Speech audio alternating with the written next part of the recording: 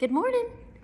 It is January 12th, and it's time for our daily dose of good news, which is from Luke chapter 11, verses 33 through 36. No one, after lighting a lamp, puts it in a cellar, but on the lampstand, so that those who enter may see the light. Your eye is the lamp of your body.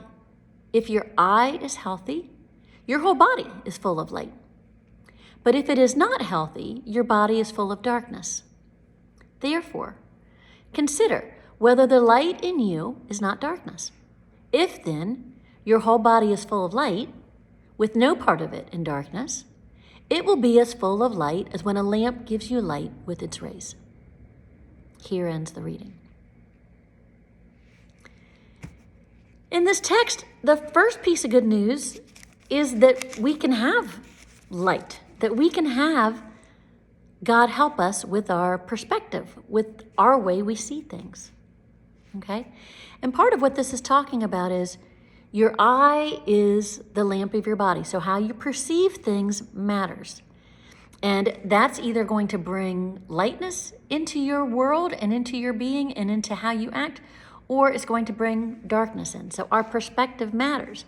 But that's an area that we can bring to God and ask for God's help in that. And you may be wondering, okay, what exactly are you talking about?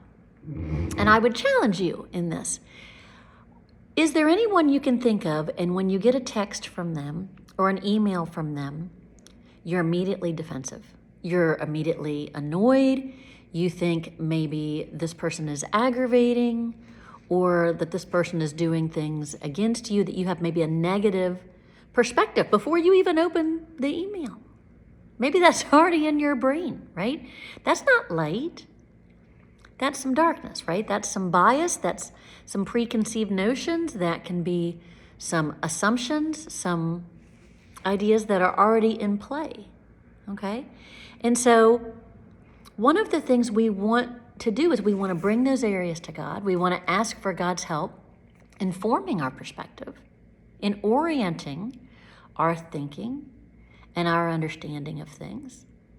There was a great song in probably the 80s, maybe the 90s, by Amy Grant called My Father's Eyes. And you may have heard it. But basically what she's praying for in that song and asking for in that song is, I want your eyes, Father. I want your eyes to see the good in things when I don't see the good in things, when for me, good's not around. I want your eyes to see compassionately when I don't feel compassionate about what I see, okay? I think it's a great thing for us to request and for us to ask for God's help with, of help enlighten us so that we can see the way you want us to see, so that we can see in ways that are full of light, that then shine your light to the world as Christians. That's what we want to do. We want to be these beacons of light, just like this fluorescent lighting over my head. This is probably the brightest lighting we have anywhere here at church. We want to be that. We want to be beacons of light. And so in order to do that, sometimes we have to self-reflect and spend some time thinking about, how am I perceiving things, honestly? How do I look at this? And are there specific situations where there's darkness clouding my vision? Certain types of people that immediately I'm making assumptions about or have bias about, or that I don't work well. Maybe specific people, maybe specific groups of people, maybe categories of people. I don't know what that would be for you, okay? But I think it's really important to look at that honestly, knowing that we're human. So forgiving ourselves in that, but owning it, of God, there may be areas where I'm not looking at this full of light. So I want to do that as a child of God. Please help me do that and help me notice the areas where I don't. And so that's an area that you can bring to God and ask for God's help with. And maybe there's a specific person that jumps up and down on your last nerve, and whenever you get a text or an email from them, you're rolling your eyes already, okay? You can ask God for help with, God, this person drives me crazy. This person gets under my skin. Help me not come into something defensively. Help me not to come into an interaction full of animosity or resentment or bitterness or whatever might be there, suspicion. Help me to see compassionately, to see you in this person, and be honest with yourself about that. And be honest in front of God about that. Because God wants to help you with that. All right? But it does require us digging sometimes. I had a woman in my Bible study one time that talked about it being like tossing a salad. And sometimes you toss a salad with a couple of tongs and you kind of throw the lettuce in the air or the leaves of spinach in the air and the tomatoes and the carrots, and you're kind of spinning it around.